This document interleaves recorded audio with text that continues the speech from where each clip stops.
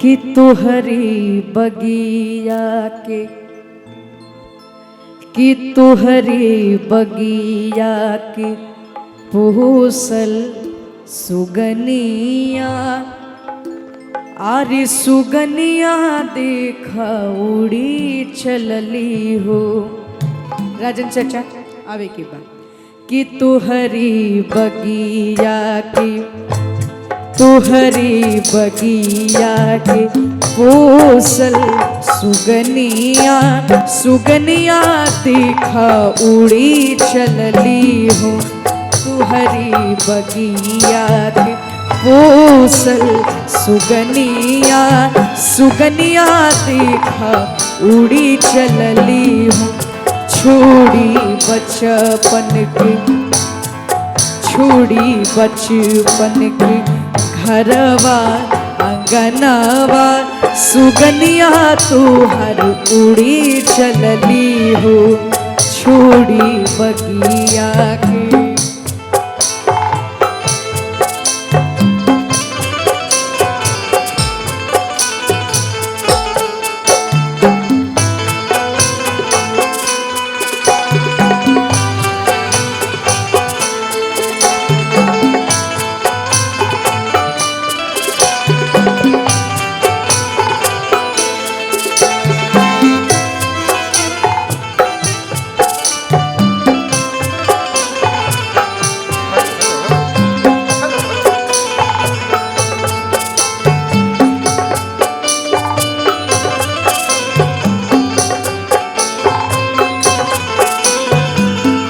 बड़ी प्यार से पिता से का कहती है, और सीना से सटा के रखला सारी उमरिया, दिला तू खूबे हो प्यार। हमनी के भारत में कहल जाला कि बेटा भाग्य से होला तब बेटी सौभाग्य से। इसे अरे पूरा कैला बेटी के सब यार मनवा, बेटों से बढ़ के दुलार, अरे बेटों से बढ़ के दुलार, त कैसे तेज देला। बड़ी प्यारा लाइन बा बेटी, बड़ी दुख के साथ है का कहता रे, कैसे तेज देला, कैसे तेज देला पोसल सुगनिया, सुगनिया तुहरो उड़ी चलली हो। तुहरी बगिया के पोसल सुगनिया, सुगनिया तुहरो उड़ी चलली हो। अरे सीना से सटा के रखला सारी उमरिया, कैला तू खूबे हो प्यार। अरे पूरा कैला बेटी के सब यार मनवा,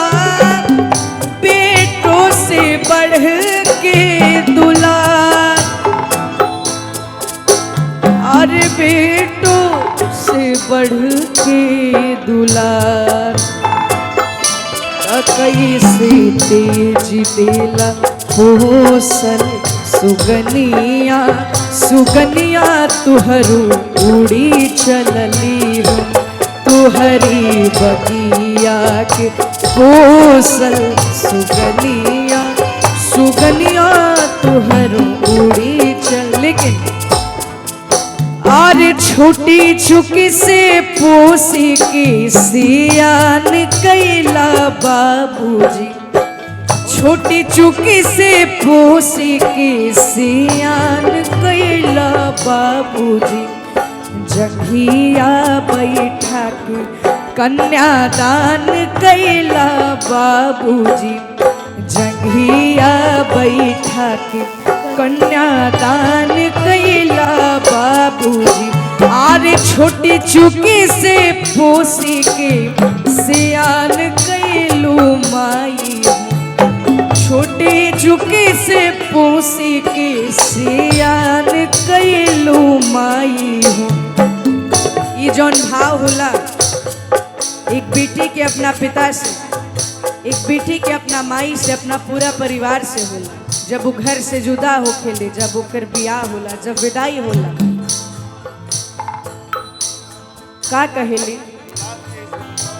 आरे कथी के चटैया पापा हो बिछौले बाड़ के करा के बैठौले बाड़ कथी के चटैया पापा हो बिछवले बाड़ के करा के बैठौले बाड़ कथी के करे जवा पापा हो बनौले बाड़ केकरा के बिसरवले बाड़ा हो कथी के करे जावा पापा हो दूधू को भाई बना समारा ऐसे करो भाई दूधू को भाई बना समारा उसकी चटैया बेटी हो बिछवले बानी तुहरा के बैठवले बानी उसकी चटैया बेटी हो बिछवले बानी तुहरा के बैठौले बानी हो काट के करे जावा बेटी हो बनौले बानी तुहरा के बिसरौले बानी।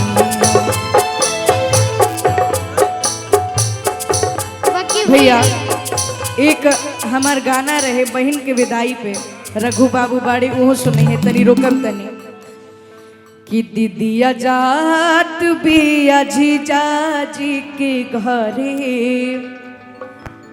अरे माई मोर विदाई लगल करे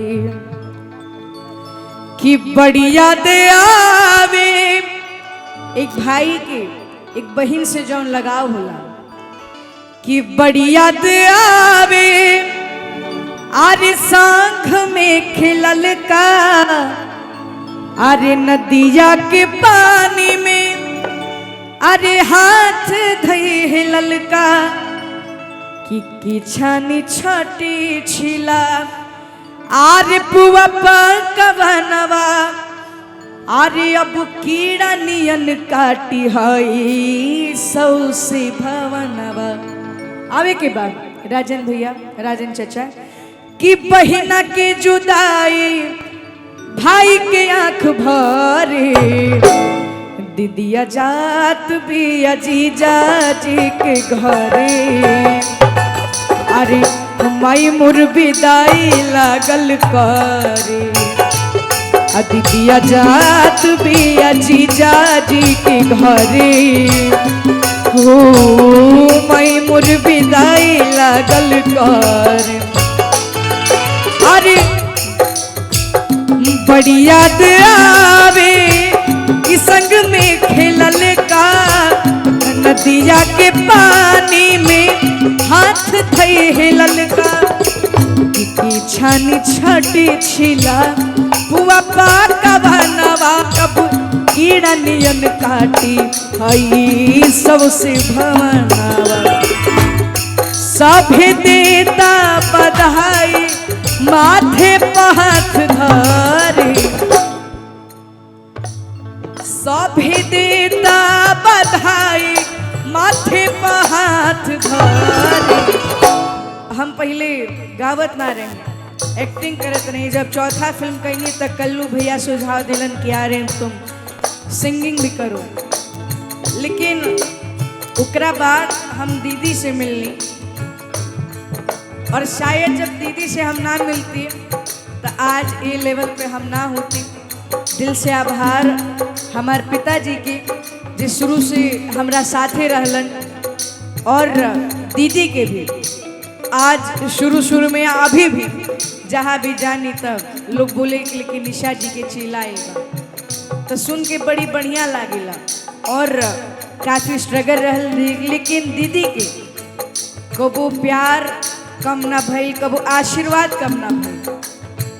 बहिना के जुदाई भाई के आँख दीदिया जात बिया जीजा जी के घरे सुना माई मोर विदाई लागल करे। दीदिया जात बिया जीजा जी के घरे अरे माई मोर विदाई लागल करे। दीदिया जात बिया जीजा जी के घरे अरे माई मोर विदाई लागल करे। या जात बिया जीजा जी के घरे हो माई मोर विदाई लागल करे। कि दीदी गा लें दीजिए रघु को अपना स्केल भैया माइनर कर दे माइनर। रघु का स्केल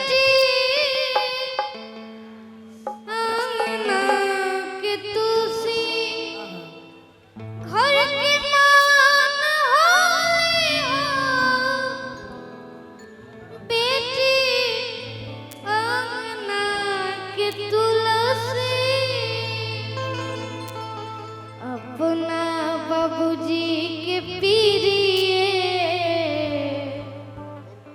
कि अपना अरे माई के पीरिए बजान होले हो बेटी अंगना के तुलसी घर के मान होले हो बेटी अंगना के तुलसी घर के मान होले हो बेटी अंगना के तुलसी। बाकी भैया रोक दी राजन भैया। और दीदी के आंसू देख के कुछ मतलब मंच पर हम नहीं बनी जाए। और आर्यन भैया ऐसा गीत गईनी है कि दीदी इमोशनल हो गई है। और आज तक हम अब कभी मंच पे रोले नहीं थे और ना ही जनता हमके कभी रोले देख ले वो मंच के माध्यम से। कैसे कि हम हमेशा हंसत मुस्कुरात रहिला और जब भी सवाल कभी कोई लड़की के ऊपर आवेला ना और चाहे कभी भी कोई के ऊपर भी आवे लेकिन हम हमेशा सोचिला हम अपन बाबूजी से बहुत प्यार करीला। और वाकई गावत तनी तही नहीं के कि हमार गावी की खर्ची कम बा हमरा घर से परिवार से चाहे कोई भी चीज बस शौकिया गायक है। और हमारे पापा जी के संगीत बहुत पसंद बा दाढ़ी भैया। हमारे पापा जी की बहुत मतलब समझी कि उस संगीत के पागल बने उनका के रुआ कही ना कि एगो पत्थर से भी पत्थर बजा के कैसे संगीत निकालल जाला तो रुआ के हमेशा रुआ जब मिलम हमारा पापा से ना तो कहब। और हमारा घर के हर कोना कोना में संगीत बा तो बस एक बेटी के नाते एक पापा के सोचीला कि गाइला तो हमारे पापा के बड़ी खुशी मिलेला। ऐसे कि बाबूजी हमारे गा ना पावेले पापा के सब दांत टूट गईल बा और बुजुर्ग हो गईले तो कोशिश करीले कि हम दूसर जब अच्छा गाइला जब लोग तारीफ करेला तो पापा हमारे सीना ठोक के कहले कि आज हमारे काजी और बेटी बड़ा अच्छा गईली है। जब अमेरिका गए रही ना रघु तो सब कोई बड़ा तारीफ कैले रहे कि पहली गायिका है जो भोजपुरी के कि निशा बाहर गईली 7 समुंदर पार। लेकिन जब कुछ ऐसा गायक के चलते अच्छा गाते हुए भी मंच पर जब एगो लड़की के शर्मसार कैल जाला तो बाप से पूछिए वो लड़की से पूछिए कि ओकरा घर में वो बाप के ऊपर का गुजरत हो। हम ये से रोतनी कि कभी भी कोई भी लड़की दुनिया में जेकर भी पिताजी हुई या जेकर भी बेटी हुई कभी लड़की कोशिश ना करेला कि हमारे माई बाप के पगड़ी नीचे गिरो। लेकिन फिर भी एक मंच के माध्यम से जब इस तरीके से होला तो हम अपना आपके दुर्भाग्यशाली समझम कि अपना बाबूजी के हम खुशी ना दे पाइला ये कारण बस रुआई आइला तो बाकी कुछ।